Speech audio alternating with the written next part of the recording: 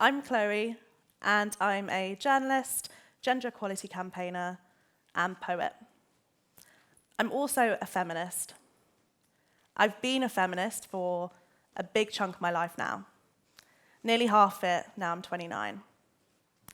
I was inspired by the men and women I grew up around, and their beliefs shaped me, but so did the world around me. Feminism, to me, is about gender equality and the fight for women and marginalised genders to have that. It pushes against traditional gender roles introduced by colonial powers, which harms all members of society. Yep, even men in power. I believe that the world we live in is one that needs people loudly fighting against misogyny and trying to combat violence against women and girls, because it is an epidemic. Over my career, almost by accident, I've become one of those people. It often hasn't felt like a choice because it feels so necessary. How could I watch on and do nothing when every minute of every day in the UK, the police receive a phone call about domestic violence, in which 89% of the victims are women being abused by a man? This summer, this need was confirmed. We saw Kyle Clifford charged with the murders of Carol, Hannah, and Louise Hunt. We saw the media call him a nice guy, focus more on Carol's husband than her. They tried to say that crossbows were the problem, not male violence. I felt sick as I followed the case of Giselle Pellicott, who is currently fighting not only her assailants, but the system. She was routinely drugged unconscious by her husband and raped by more than 50 men, some of whom she knew. I cried when I read about the murder of Rebecca Cheptegei, who was set alight by an ex-partner in front of her child. She just returned from the Olympics. I've covered these 3 cases, and ones like them, for places like Glamour, Marie Claire, Stylist, Grazia, Women's Health, and many more. I've become a go-to feminist voice in British media, appearing on Women's Hour, Radio 1, 5 Live, and others. I also have a platform called F Girls Club, which educates against misogyny. Now, in doing this work, I come up against the same label again and again: misandrist. I'm told that I hate men. I'm told that my love for women and marginalised genders and my passion for our safety means that I hate men. This is categorically not true. My feminism is also for the benefit of boys and men who are harmed by misogynistic socialisation, whether or not they choose to accept this reality. Now, as I said, in doing this work, I have built a bit of a public profile. And sadly, but unsurprisingly, this has resulted in a huge amount of misogynistic abuse directed at me. When a piece of my writing goes viral, I can expect at least 1 death threat a week in my DMs and thousands of abusive messages. My appearance is picked apart, my intelligence is questioned, my safety threatened. So I say I know quite a lot about misogyny. And misandry, although it's a lesser known word, and some of you might not think this sounds relevant to you, trust me, it is. It's become the go-to clapback from people who want to silence women discussing misogyny and patriarchy. They use it as an Uno reverse card, flipping the narrative back on us, implying that actually it's feminists who are the problem. So I wanted to share some of the messages I get, and these are the sanitized ones. I'm often told that misogyny isn't real, that women have all the power nowadays. They tell me I'm a misandrist and that that's dangerous because more men than women get murdered. They don't mention that it's men doing the murdering. The irony is clearly lost on them, that they are partaking in the same misogynistic violence they claim isn't real.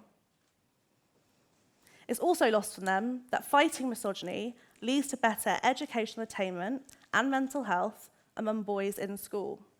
So throughout my career, and because of the messages I receive like this, I feel that I'm qualified to say the following: misandry is not a threat. At its worst, it hurts some men's feelings. Misogyny, on the other hand, kills women daily. One is a structure, the other is a reaction. Misandry at present is only a reaction to misogyny. So let's look at the 4B movement in South Korea, for example. It was born around 5 years ago, and it's based on 4 principles, where women reject heterosexual childbirth, marriage, dating, and sexual relationships with men. In 2016, intimate partner violence was recorded at 41.5% in South Korea.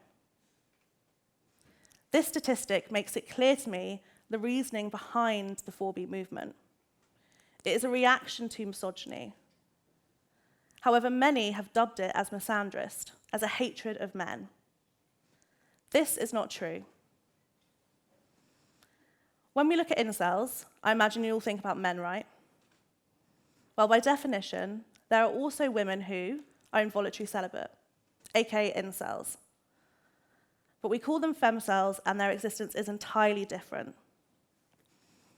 Incels have become a global threat, with many defining it as extremism and terrorism. In 2014, Elliot Rodger stabbed and shot dead 6 people in California, blaming girls who rejected him. Since then, numerous incel attacks have been carried out under this ideology. Like Jake Davison, who in Plymouth in 2021 murdered 5 people, including his mother and a 3-year-old girl. There's no concrete statistics, but it's believed around 100 people have been murdered under incel ideology, mostly women and girls. Femcels, by contrast, have been linked to 0 murders. They are largely non-violent, and they are not operating in the same militarized way. One of these things is not like the other. Misandry is not like misogyny. We see femcels as the pinnacle of misandry, but actually, many of them became femcels after experiencing traumatic relationships with men, and they felt safer just withdrawing. So misandry has become a popular buzzword in modern culture, and it's been given legitimacy in academia. That has trickled down into incel chat rooms and far-right circles online. However, despite this, there's very few explorations of what misandry is. What does exist accepts it as the inverse of misogyny. The dictionary definition literally presents them as the same. For example, there's a book called Spreading Misandry, The Teaching of Contempt for Men in Popular Culture.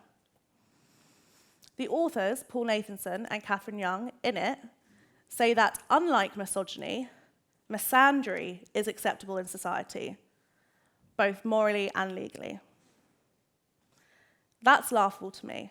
How could anyone say that misogyny is unacceptable in society when it's everywhere? It's in our homes, it's on our TVs, it's in our newsrooms, it's in our police forces, it's on our social media feeds. Misandry, by contrast, is practically invisible, both in popular culture and the real world. But let's take their statement and see if it's real.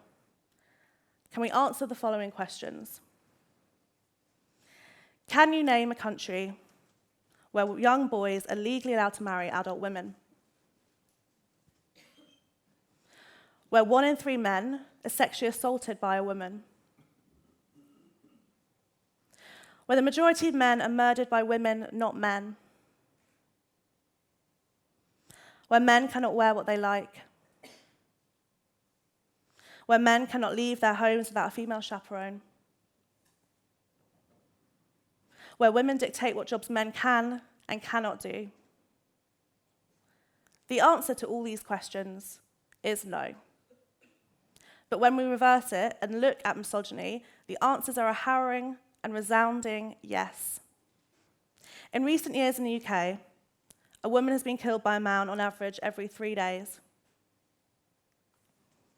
Male violence against women is a leading cause of premature death for women globally. This year alone in the UK, the number of women whose deaths have led to a man being charged has now exceeded 50. The actual number will be considerably higher. This is just who's been charged. Between 2022 and 2023 in the northeast of England, 72% of domestic abuse victims were women. About 90% of homicide suspects in England and Wales are men.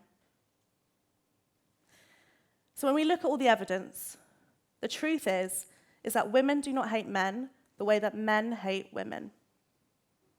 Misandry is not a threat because at worst it hurts some men's feelings. Misogyny, on the other hand, kills people daily. The oppressed cannot oppress the oppressor. I'm not telling you all this just to depress you. I want you to leave today and push back up against these unhelpful narratives and red herrings. Because misandry is so often brought up as a way to distract women talking about very real misogyny. It is whataboutism and almost always a red flag. We must not equate the two things. It invalidates and disrespects all the people who have been abused, harmed, murdered under misogynistic violence. Misandry is a myth. And those who try and drum up hysteria about it are disinformation actors. Thank you. Well, thank you.